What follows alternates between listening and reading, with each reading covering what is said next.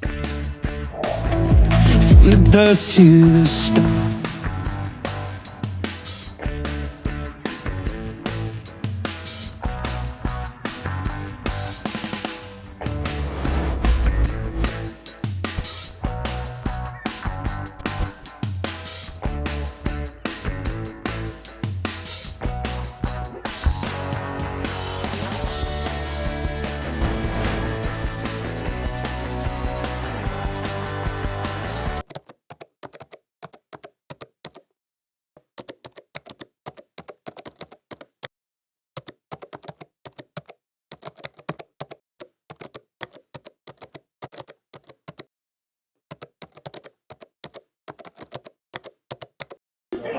Selamat siang Bapak. Ya, Kenalkan nama saya Nurlaila, saya dari Universitas Negeri Medan. Izin wawancara ya Pak.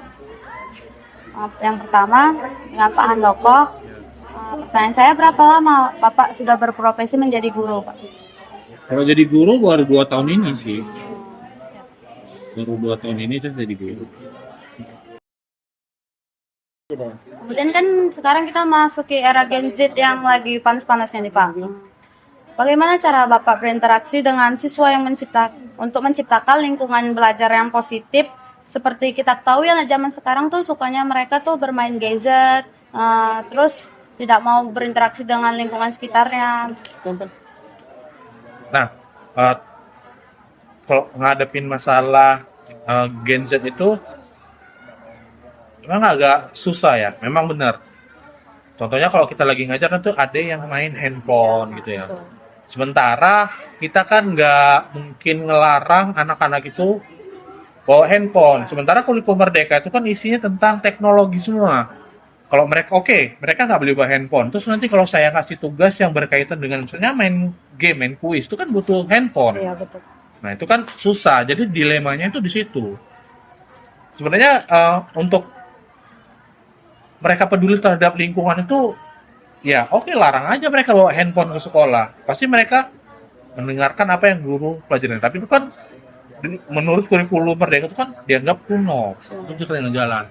Nah, caranya saya itu biasanya kalau dia main handphone tuh saya tegur, saya bilang atau nanti saya kasih pertanyaan. Nah, kalau kalian nggak ngerti coba cari di Google gitu. Kayak mereka pakai handphone.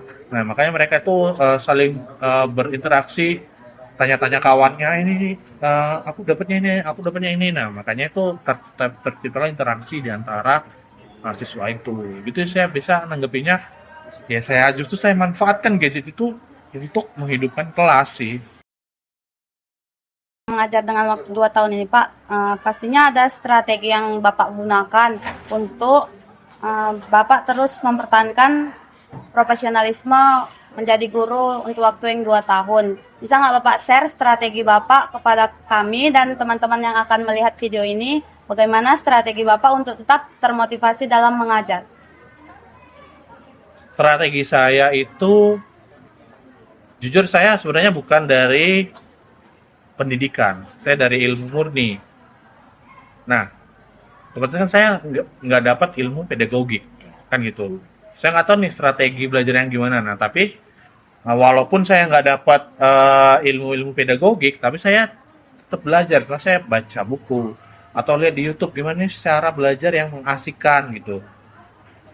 Nah, apalagi sekarang siswa itu kayak belajar yang monoton, artinya yang teacher learning center itu kan kayaknya mereka bosan, ngantuk, tidur. Nah, saya tuh lebih suka berdiskusi. Misalnya gini, saya bentuk kelompok-kelompok gitu kan. Uh, Terus saya kasih pertanyaan-pertanyaan pemantik gitu. Saya kasih pertanyaan yang yang mengundang mereka untuk ingin tahu, ingin menyampaikan pendapat. Nah, itu saya kasih misalnya saya bentuk kelompok. Nah, kemudian kan nggak mungkin kan setiap harinya setiap yang masuk tuh bentuk kelompok terus kan gitu.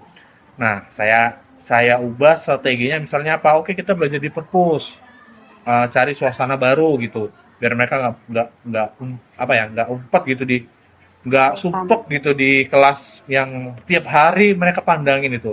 Nah, kemudian yang strateginya bermain game yang itu tadi, main word wall, kemudian Kahoot, Quizzes. Nah, itu buat main game atau nonton film. Nah, biasanya saya menonton film-film yang bertemakan sejarah atau film-film dokumenter yang bertemakan sejarah. Itu sih.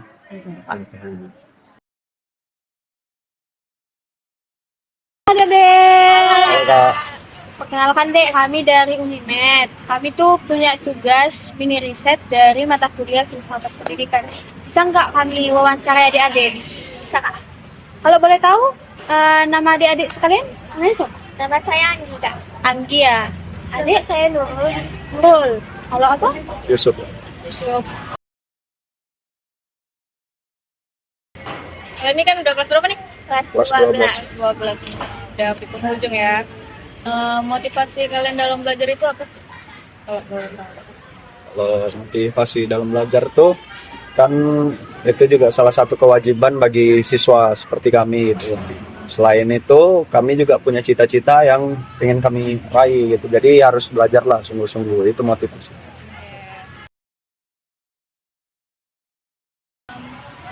Kalian di sini tuh udah hampir 3 tahun ya kan? Kalau menurut kalian itu pengennya guru seperti apa sih? Guru impian kalian? Guru yang kalian idam-idamkan selama ini bagaimana? Kalau dari saya sendiri itu guru yang saya idamkan tuh dia belajarnya nggak terlalu monoton. Habis itu dia humble sama muridnya.